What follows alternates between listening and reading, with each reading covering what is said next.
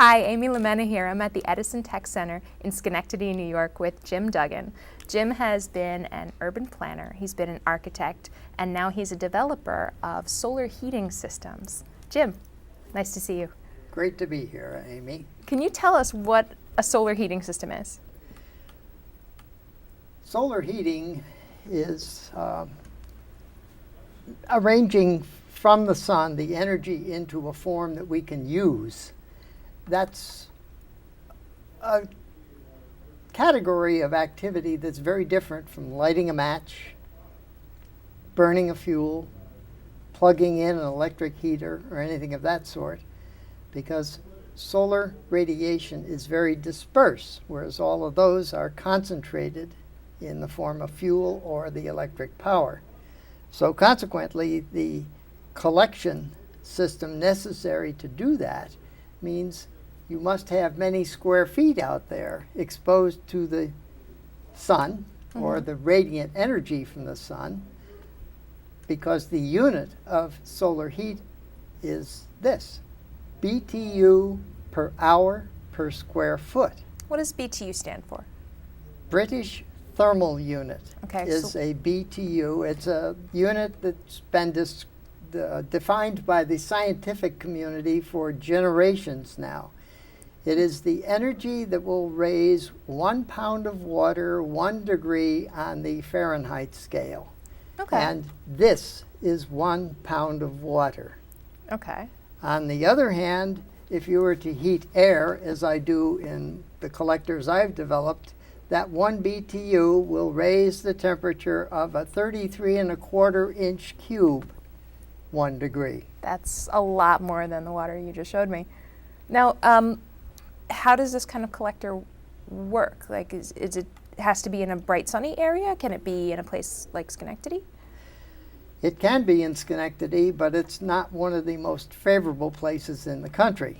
Gotcha. There are many other states that have far better Novembers, Decembers, and Januaries than we have here because of the lake effect clouds and storms that we have.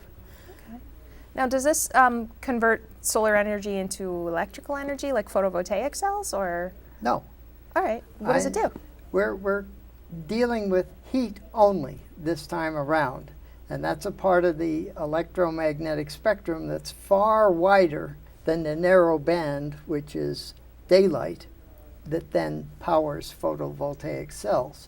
So we're talking about ultraviolet, daylight, near infrared, and not far infrared, that's a reflection out, but Gotcha. near infrared.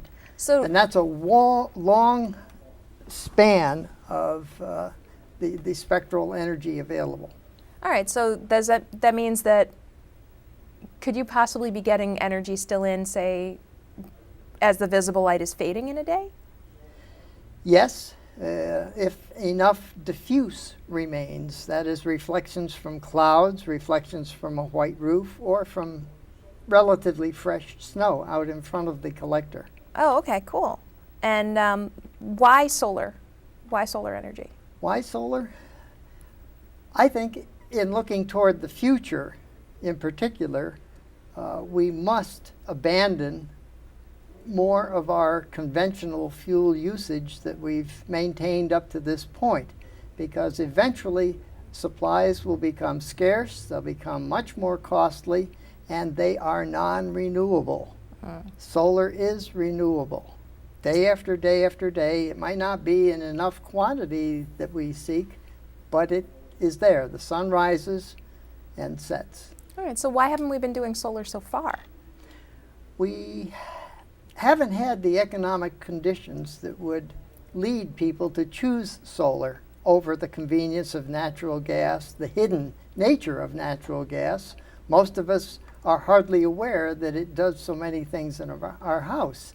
Prior to that, and in some places even surpassing natural gas, is fuel oil, and in other cases prior to that was coal.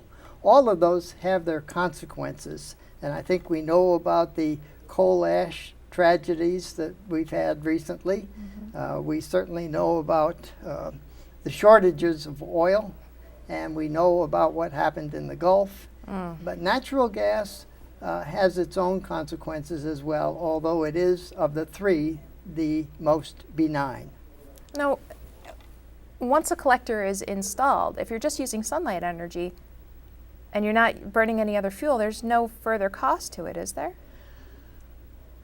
Well, we talk about a system, not just the collector on the roof or on the I wall understand. or out in the yard. We have to talk about a ducting system or a means to distribute the heat that is gathered from the collector. True, but after I get this all installed, I'm not getting a bill from anybody, right? Not really, except for the power used in a blower to move the air around, just like a warm air furnace. Which would probably be a lot cheaper small than my pump Dymo to bill. move water. Awesome. All right. Very cool. Thank you very much for telling us about this and joining us today, and I appreciate your help. Delighted to do it.